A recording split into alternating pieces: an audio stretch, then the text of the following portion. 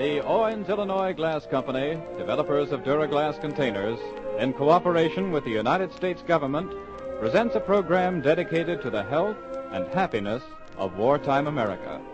Your home front reporter, with Fletcher Wiley, David Brookman's music, our singing tenor star, Frank Parker, and the lovely soprano voice of Eleanor Stieber of the Metropolitan Opera.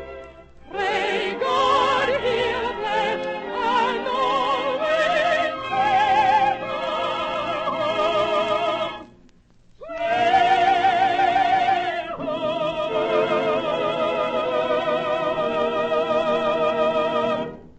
And here he is, your home front reporter, Fletcher Wiley. Thank you, Hugh Conover, and the best of the day to all of you out there. Look, I hate to be a pest, but if you expect to get that ration book number 3, you better get that application in today, or you're out of luck until the 1st of August, after the 1st of August, which probably means that you'll be slightly groceryless for a little while. That's a good word. If it isn't, it ought to be. How much for that? So get busy. Today is still the deadline. Frank Parker's song today is Mother of Mine. A tune, I guess, that's had plenty of readings in the family piano and plenty of hearings over the radio, and I'll have plenty more unless I miss my guess. Frank and David, Mother of Mine.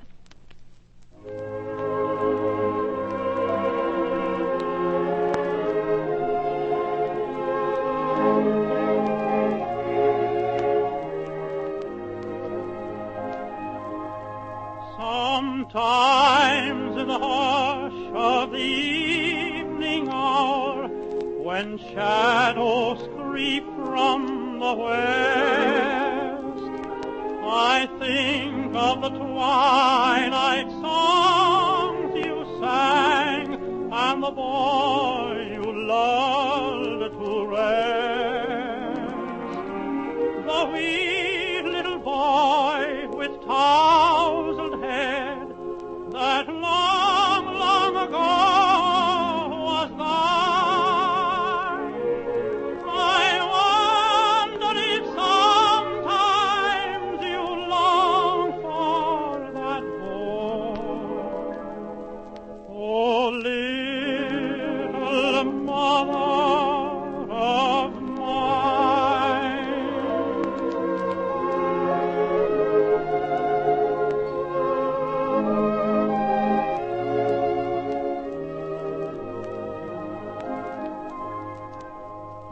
And now he has come to man's estate, grown stalwart in body and strong.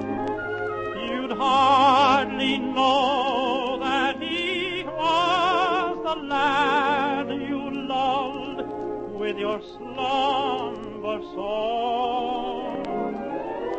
The years have altered the form and the life, but the heart is unchanged by time, and still he's only your boy as old. Oh, little mother of mine. Oh, little mother of mine.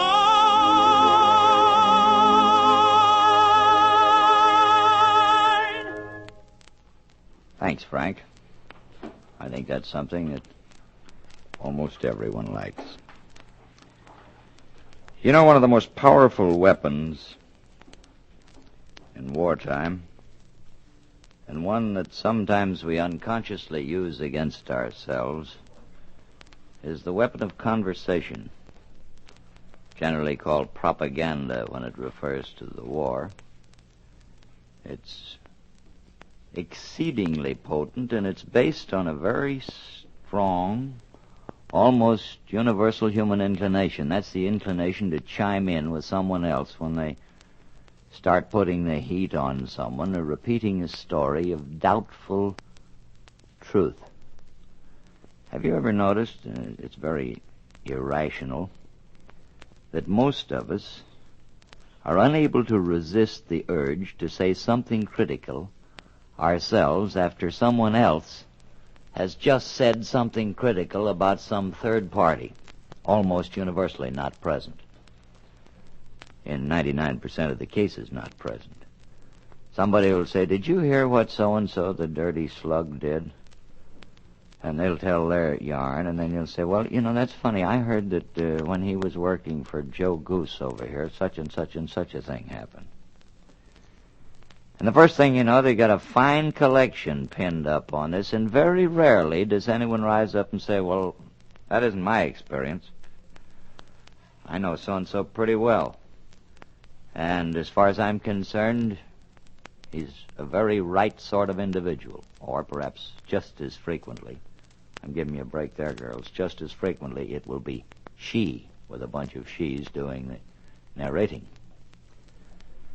I wonder why it is we do not rise to the defense of people that we're acquainted with, or to the discrediting of unfounded stories as readily as we get up to passing them on.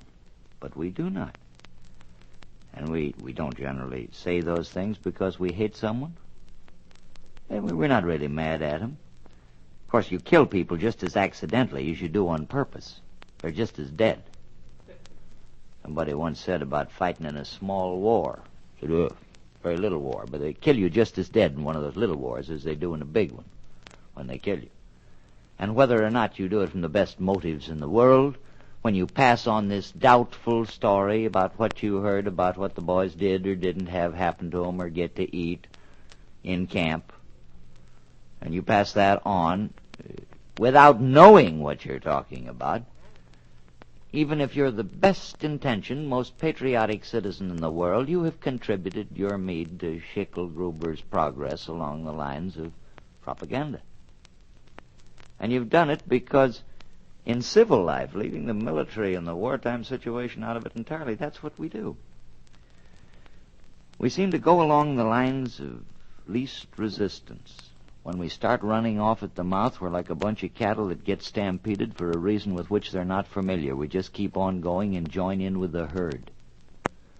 And until something is done to definitely put a stop to it, and that's generally a question of turning the leaders, if you know anything about range cattle, unless you can turn the leaders in a stampede or in a gossip stampede, it's a very hard thing to put a stop to.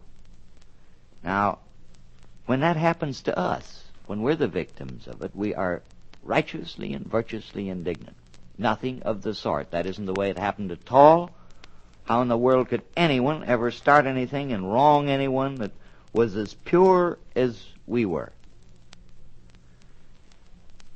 You know, the scientific mind calls that attitude the persecution mania.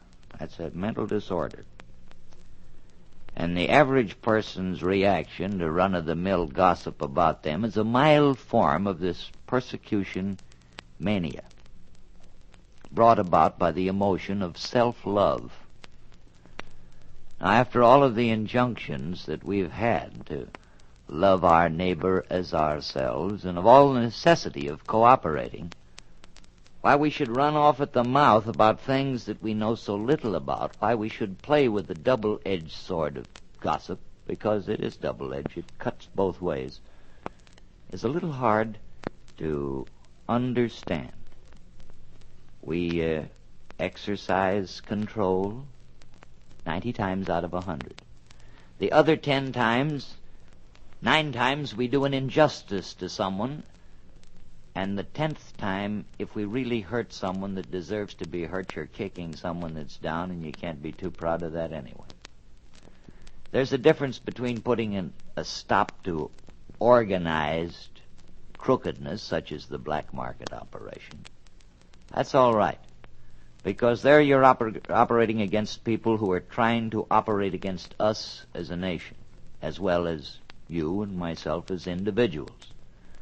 We don't like that gouge of 4 to 14 cents a pound that they hang on something contrary to the law, and they're lawbreakers, and it's all right to bear down on them. But when that becomes a question of doubtful truth about someone's morality, about someone's kindness to their family, about someone not being as good as they should be, that's a matter that personal opinion can enter into. You know, people get so busy looking at their own virtues that they're very seldom interested in other people's virtues, and they get so interested in other people's faults that almost universally they're never interested in or conscious of their own. You see the faults in others, even when you love them. Did you ever stop to figure out that they see them in you? Nobody's perfect. But if we spent all of our lives going around putting the heat on everyone, it wouldn't be a very constructive world, and it wouldn't be a very happy one to live in, and we wouldn't be very happy because the real dyed-in-the-wool, blown-in-the-bottle chronic gossip is always an acidulous-minded and hearted individual that isn't getting much joy out of existence.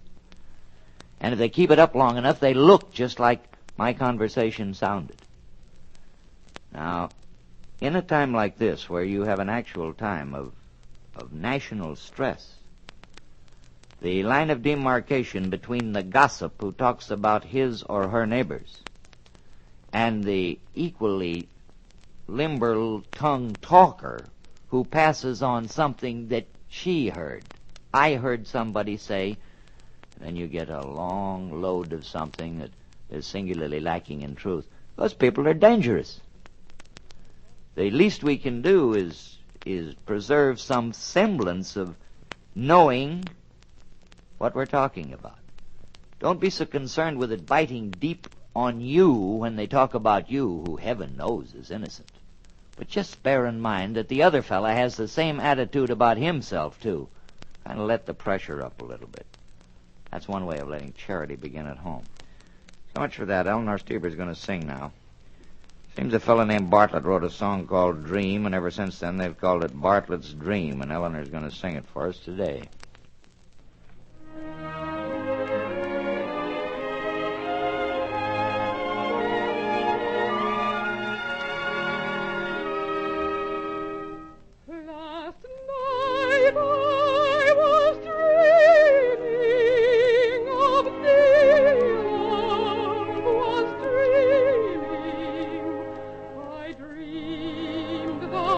Promise we never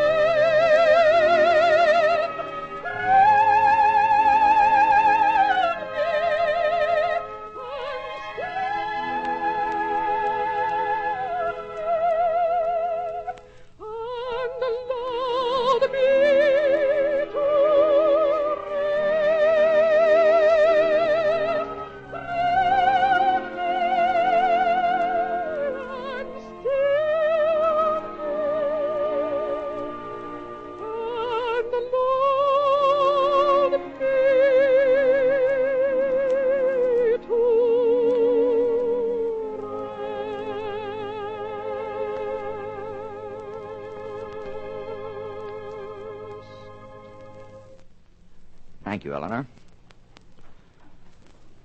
I guess the OPA, Office of Price Administration, has to answer a lot of foolish questions, just the same as any other bureau that sets itself up to put out information has to. I see a dispatch today where some fellow wrote in, asked the OPA, he was asking about gasoline rationing,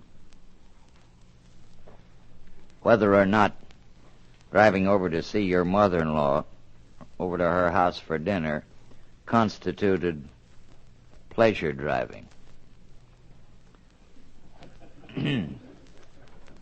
Well, that's debatable. Someday I'm going to put a talk on and blow up that mother-in-law idea. After all, the number of sheets and blankets and pillowcases and odd half-pounds of butter and $10 bills that mother-in-law have shed out in this country and entitled them to a little consideration, too. The OPA said, however, if you went over to eat, it wasn't pleasure, but if you just went over for a visit, it was. So the guy was just bad off where he started. One of the new uses that they're putting steel to is to make steel-backed Bibles. There's so many of them carried by men in the service that in order to have them hold up under the wear and tear of combat conditions, they're making them steel-backed. They're also getting back to a medieval custom of wearing armor. A new costume being worn by aerial gunners has a number of pockets in it into which steel plates are fitted, so that they're virtually studded with this protective steel armor. Weighs about 125 pounds. They've got a zipper pull string on the thing, so if they have to get out of it in a hurry, they just pull the ripcord and it shakes off of them. But it's already been tried out in combat, and while somebody took a slug in the ribs, it lit on one of these plates, a piece of anti-aircraft artillery fire. The fellow was knocked upside down, but he wasn't killed as he would have been had this not been there. That's a little touch of preventive medicine. Remember also, as a little reminder from Washington, that'll cost you $5 to get that sticker for the windshield. You've got to go and dig another one. They go on sale tomorrow. That's the ones that you had since the 1st of July last year.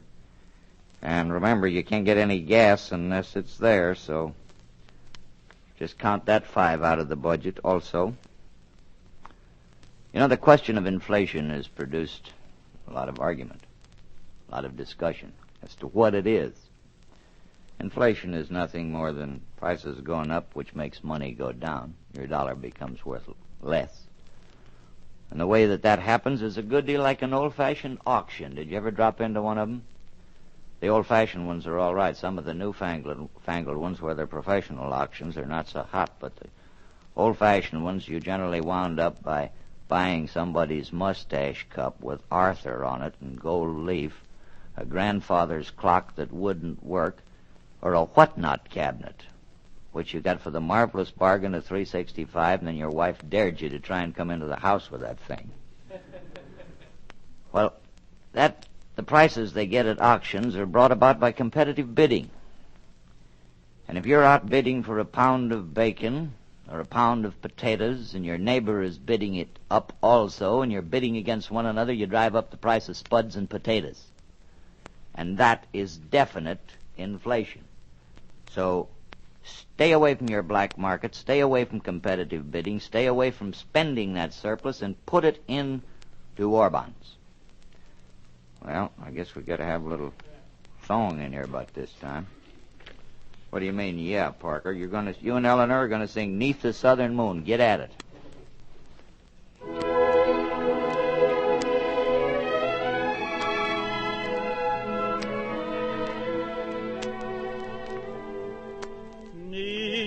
The southern moon, oh love so warm and tender, by the southern sea, oh love so warm and free. Neath the spreading shade of the palms in sweet surrender, while the breeze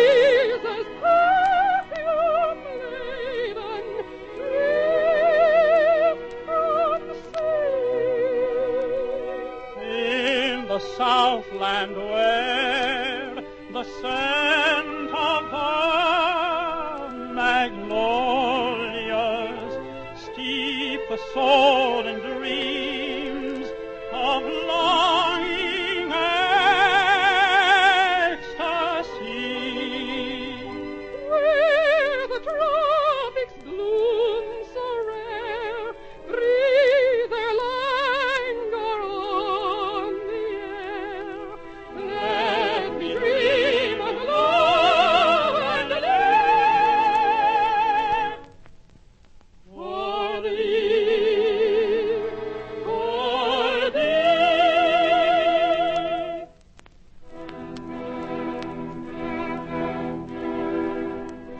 Tell me, kindly fortune, tell me, if my love shall ever faithful be.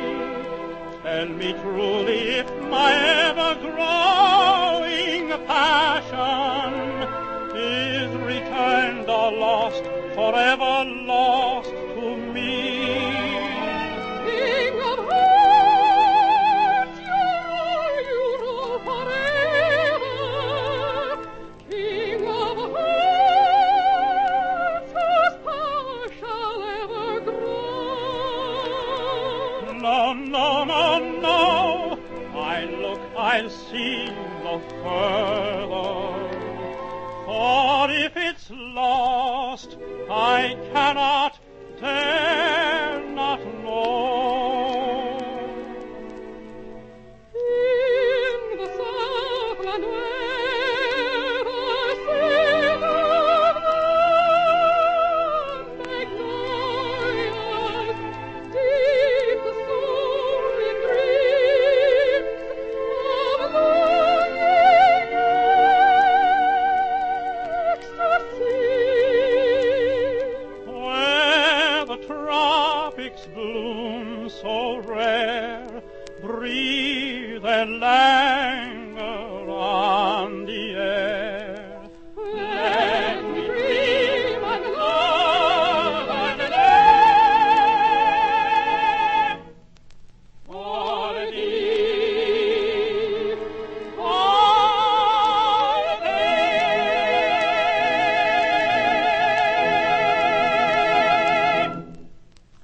Are you one of the women to whom fat is a personal problem? You may have a little trouble of getting rid of it, personally. The government's got a fat problem, too. They want that fat that you're wasting in the kitchen. They want you to save it, and they want you to turn it in. Put it in a wide-mouth container. Use a tin one and save your glass wide-mouth container for your Victory Garden preserving and packing. And get that into your butcher when you've got a pound of it. It's badly needed. Will you do that? Until tomorrow, then. Thank you, and good afternoon.